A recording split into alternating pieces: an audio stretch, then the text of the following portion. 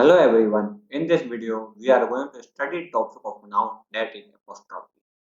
In this video, we completely know about the apostrophe, each and every detail about it. Before starting this video, I want to say that my name is Tusargar and you are watching our channel VR Rock.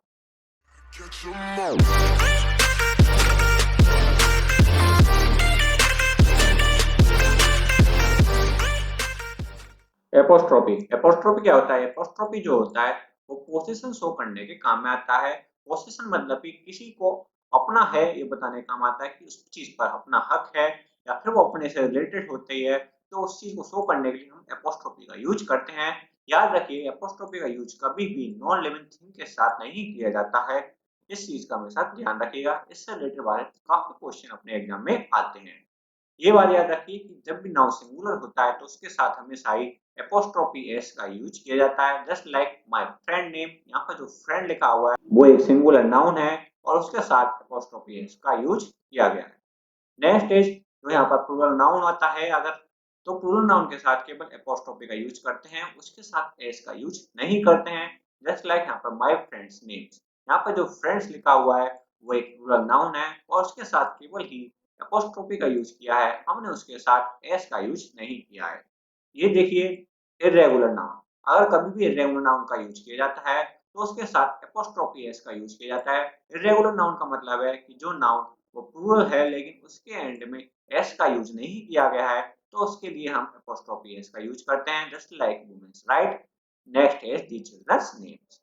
Next is noun that contain S in it, मतलब कि ऐसे noun जिनके last में S का use किया जाता है तो उसके साथ हमेशा ही एपोस्ट्रोफी का यूज करते हैं, ना कि एपोस्ट्रोफी एस का। एस लाइक कालिदास आइडियाज और बॉस ऑर्डर्स। इसमें देखें जो कालिदास लिखा हुआ है उसका जो एंड है वो एस से हुआ है, इसलिए हमने यहाँ पर ओनली एपोस्ट्रोफी का यूज किया है। कुल मिलाकर जो बात है, हम बोल सकते हैं किसी भी नाउन के साथ अगर एस नहीं दिया हुआ है तो उसके साथ हम यूज करेंगे एपोस्ट्रोफी एस का। अगर नाउन के साथ अगर एंड में एस दिया हुआ है तो हम उसके साथ यूज करते हैं ओनली एपोस्ट्रोफी का। नेक्स्ट इज देखिए, अगर नाउन के बाद अगर किसी भी फ्रेज का यूज किया जाता है तो जो अपने पोसेसिव एंड मतलब कि एपोस्ट्रोफी का जो यूज किया जाएगा वो हमेशा ही फ्रेज के एंड में यूज किया जाएगा। जस्ट लाइक एग्जांपल देखिए, the people next door cat, यहाँ पर जो पीपल लिखा हुआ है जो कि नाउन है, फिर उसके बाद जो नेक्स्ट डोर लिखा हुआ है वो कि फ्रेज है, और जो हमने एपोस्ट्रोफी एस का यूज यहाँ पर किया है वो एक फ्रेज के बाद किया है, जैसे कि मैंने ऊपर लिख रखा है। अब याद रखिएगा यहाँ पर एपोस्ट्रोफी एस का यूज इसलिए किया है क्योंकि लास्ट में जो डोर है उसके एंड में एस का यूज नहीं हुआ है। ये देखिए, ये पिक्चर ऑफ राम, जिसका मतलब होता है कि जो राम की एक फोटो। यहाँ पे जो फोटो है वो राम की है, लेकिन नीचे जो लिखा हुआ है ये पिक्चर ऑफ राम, यहाँ पर एपोस्ट्रोफी एस लगने से ही पूरे सेंटेंस का मीनिंग चेंज हो जाता है, जिसका मीनिंग है one of the pictures that Ram has.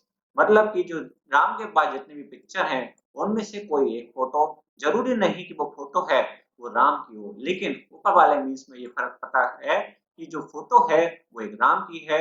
और इससे में देखोगे तो इससे नहीं पता लगता कि वो फोटो किसकी है, लेकिन इतना जरूर पता लगता है जो फोटो हमने ली है वो राम के पास से ली है। आगे बढ़ते हैं। जो एपोस्ट्रोफी है वो हमेशा कंपाउंड नाउन के एंड में यूज किया जाता है। कंपाउंड नाउन क्या होता है मैं आपको ऑलरेडी बता चुका हूँ। Example is your sons in law friend is seriously ill and he wants you to see him as soon as possible। यहाँ पर जो sons in law लिखा हुआ है उसमें जो एपोस्ट्रोफी एस का यूज किया गया है वो पहले वाले नाउन के साथ कर दिया, लेकिन जो कंपाउंड नाउन है वो सन इन लॉस है, और कंपाउंड नाउन के अंदर हमेशा जो एपोस्ट्रोफी एस का यूज किया जाता है हमेशा एंड में किया जाता है। तो यहाँ पर सन्स इन लॉ की जगह पर सन इन लॉस होना चाहिए था, क्योंकि एपोस्ट्रोफी का यूज हमेशा लास्ट में करना है कंपाउंड नाउन में। और याद रखिए कि अगर देखिए कि एस का यूज पहले होता है बिना एपोस्ट्रोफी के तो वो प्लूरल कंपाउंड नाउन कहलाता है। अगर एपोस्ट्रोफी का यूज लास्ट में करते हैं तो पोसेसिव कंपाउंड नाउन कहलाता है। केवल थोड़ा सा डिफरेंस है, इसमें काफी कंफ्यूज होते हैं और काफी क्वेश्चन भी इसमें एग्जाम पर आते हैं। आगे बढ़ते हैं। जब दो नाउन एंड से कनेक्ट होते हैं और वो सेम आइडिया देते हैं तो एपोस्ट्रोफी का यूज हमेशा ही लास्ट वाले नाउन के लिए किया जाता है। और अगर जो दोनों नाउन दे रखे हैं वो डिफरेंट आइडिया दें तो एपोस्ट्रोफी का यूज दोनों नाउन के साथ किया जाएगा, यही इसमें लिखा हुआ है। Now comes to the example. Amit and Vishal school is from here. यहाँ पर जो अमित और विशाल का जो स्कूल है, दोनों का एक ही स्कूल है, मतलब कि आइडिया दोनों का सेम है, इसलिए हमने लास्ट वाले नाउन के साथ एपोस्ट्रोफी एस का यूज किया है। और इस जो एग्जांपल में देखेंगे, Amit and Vishal school are far from here. यहाँ पर जो स्कूल है अमित का और विशाल का, दोनों का स्कूल डिफरेंट डिफरेंट है। इसका मतलब जो दोनों का आइडिया है वो डिफरेंट डिफरेंट माना जाएगा और एपोस्ट्रोफी एस जो दोनों के साथ यूज किया जाएगा। तो याद रखिएगा, यहाँ पर स्कूल एक था, इसलिए हमने यहाँ पर सिंगुलर वर्ब का यूज किया है। और यहाँ पर जो स्कूल थे वो दोनों थे, अलग अलग थे, मतलब प्लूरल नाउन हो गया है, इसलिए हमने यहाँ पर प्लूरल वर्ब का यूज किया है। अब इसको हम देखते हैं कॉन्ट्रैक्टर फॉर्म में। मैंने यहाँ पर आपको सिंपल फॉर्म में लिख दिया है कि नाउन पहला हो डिफरेंट वाला, फिर एंड लगा दें, फिर नाउन दूसरा लिखते हैं, तो उसके साथ एपोस्ट्रोफी एस का यूज सेकंड वाले नाउन के साथ करते हैं अगर आइडिया सेम हो। और फिर अगर मान लिया कि नाउन फिर उसके साथ एपोस्ट्रोफी का यूज किया गया, फिर एंड का यूज करते हैं, फिर उसके बाद नाउन, फिर उसके साथ एपोस्ट्रोफी का, मतलब कि दोनों नाउन के साथ अगर एपोस्ट्रोफी का यूज करते हैं तो वो डिफरेंट आइडिया को शो करते हैं।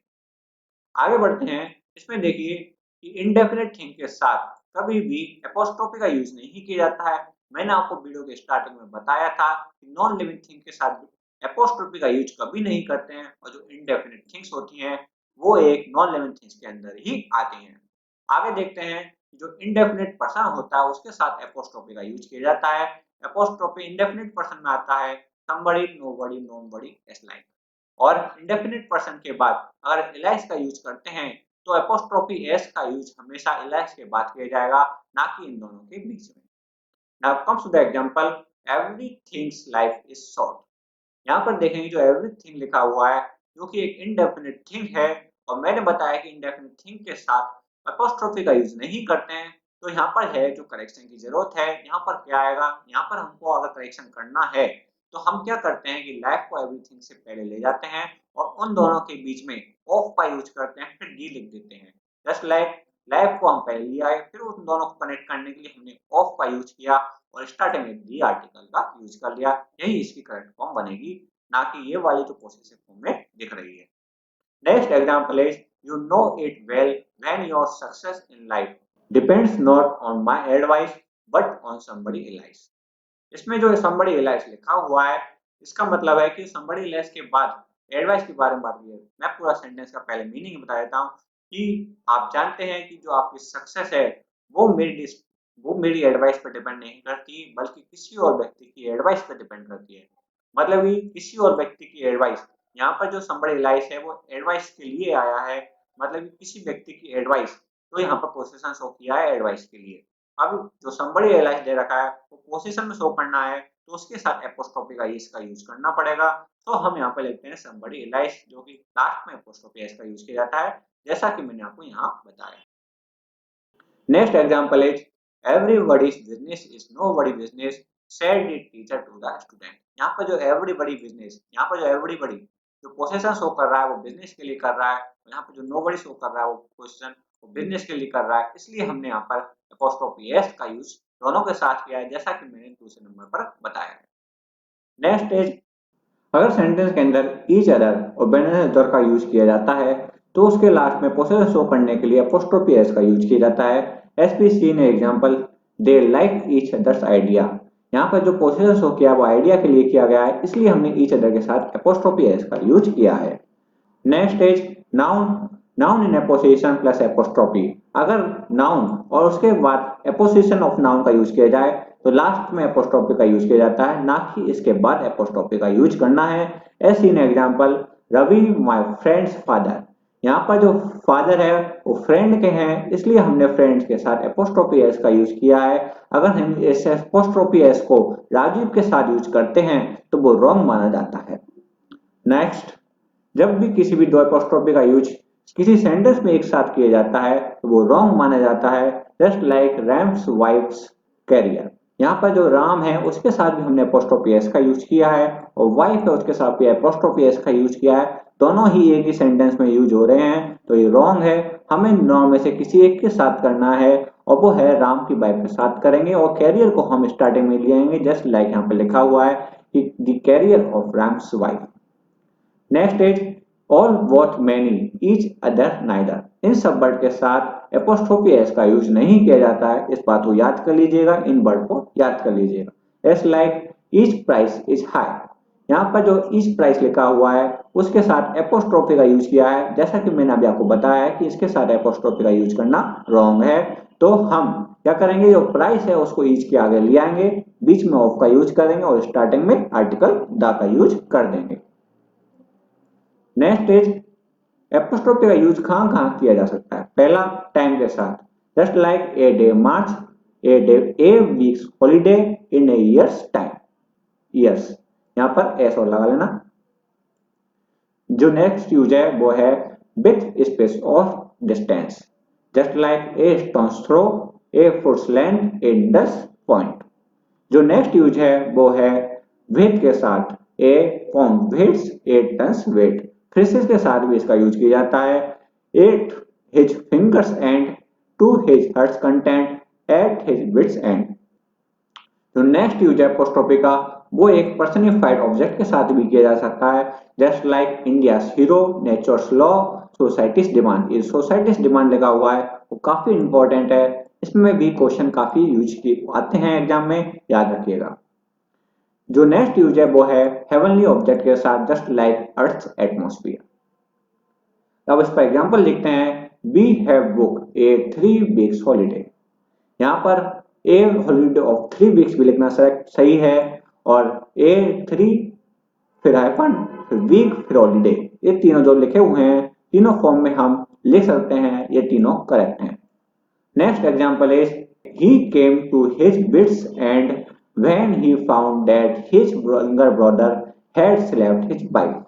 यहाँ पर जो हिज बिट्स एंड लिखा हुआ है जिसमें एपोस्ट्रोफी एस का यूज नहीं किया गया है, अभी अभी थोड़ी देर पहले मैंने पढ़ा है कि इसके साथ एपोस्ट्रोफी एस का यूज किया जाता है इस वाले फ्रेसेस के साथ, तो हमें यहाँ पर WITS ना लिखे हुए WIT एपोस्ट्रोफी एस का यूज करना है। अब देखते हैं हम एपोस्ट्रोफी अभी तक हमने जितना भी एपोस्ट्रोफी पढ़ा है उसके ऊपर example. Many a man's life is in danger if the government does not take any serious action to his safeguard। यहाँ पर जो मैनी ये लिखा हुआ है उसके साथ सिंगुलर नाउन का यूज किया जाता है, और सिंगुलर नाउन के साथ हमेशा ही हम एपोस्ट्रोफी एस का यूज करते हैं, इसलिए हमने यहाँ पर एपोस्ट्रोफी एस का यूज किया है। Next example is his maid servant behaviour is undoubtedly indecent but I do not understand how to tolerate it's.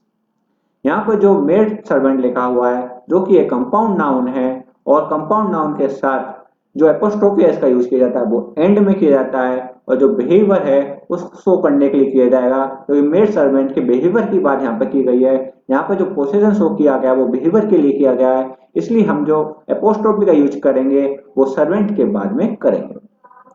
Next example is everyone should be careful to fulfil the society's demand and thereby show his attachment to it. यहाँ पर आप देख सकते हैं कि society के साथ apostrophe S का यूज किया गया है, क्योंकि जो डिमांड है उसका पोसेशन शो करने के लिए सोसाइटी का यूज किया है, इसलिए हमने यहाँ पर पोसेशन को शो करने के एपोस्ट्रोफी एस का सोसाइटी के साथ यूज किया है, और ये पर्सनलिफाइड ऑब्जेक्ट है। Next example is a survey give us much knowledge of the public opinions on the matter of terrorism. जब भी पब्लिक के ओपिनियन की बात की जाती है तो उसके साथ एपोस्ट्रोफी एस का यूज नहीं करते हैं, याद रखिएगा, इसके साथ केवल पब्लिक का यूज किया जाएगा, ना कि एपोस्ट्रोफी का। Next example is when Jaya and Shyama came across Jyoti they caught one another hands and talk for a while. यहाँ पर जो वन अनदर है वो इन तीनों गर्ल्स के लिए आया है, और तीनों गर्ल्स ने जिन्होंने हाथ मिला रखे हैं, तो यहाँ पर जो वन अनदर है वो पोसेशन में शो किया जाएगा, इसलिए हम वन अनदर के एंड में एपोस्ट्रोफी एस का यूज करेंगे। Next example is he did not approve of his son raising stupid questions and thereby vexing this teacher। यहाँ पर जो राइसिंग लिखा हुआ है जो कि एक जीरेंड है, और जीरेंड से पहले ही हमेशा ये पोसेसिव का शो किया जाता है, जो कि यहाँ पर सन है वो पोसेशन में शो किया जाएगा, इसलिए हम सन के स्थान पर यहाँ पर सन्स का यूज करते हैं। Next example is a table legs were broken by my anger brother. यहाँ पर जो टेबल लिखा हुआ है वो एक नॉन लिविंग थिंग्स है, और नॉन लिविंग थिंग्स के साथ कभी भी एपोस्ट्रोफी का यूज नहीं किया जाता है, इसलिए हम इसको चेंज करेंगे और चेंज करने पर क्या लिखेंगे कि हम जो लैक है उसको पहले यूज करेंगे, फिर उसके साथ ऑफ का यूज करेंगे, फिर स्टार्टिंग में आर्टिकल ना का यूज किया जाएगा और इसका यूज नहीं करेंगे। Next example is the expert mason reported to the owner of the hotel that there were no question of the walls falling down। यहाँ पर जो वॉल लिखा हुआ है वो भी एक नॉन लिविंग थिंग है, इसलिए यहाँ पर भी सेम इस चीज के साथ ही करेक्शन किया जाएगा। यहाँ पर बॉलिंग फॉलिंग डाउन का यूज ना करते हुए यहाँ पर यूज किया जाएगा falling down of the wall. इसी के साथ ही अपना एपोस्ट्रोफी कंप्लीट होता है। अगर आपको एपोस्ट्रोफी अच्छे से समझ में आया है तो इसको वीडियो को सब्सक्राइब कीजिए, दोस्तों के साथ शेयर कीजिए। मिलते हैं नेक्स्ट वीडियो में। Bye bye, thank you.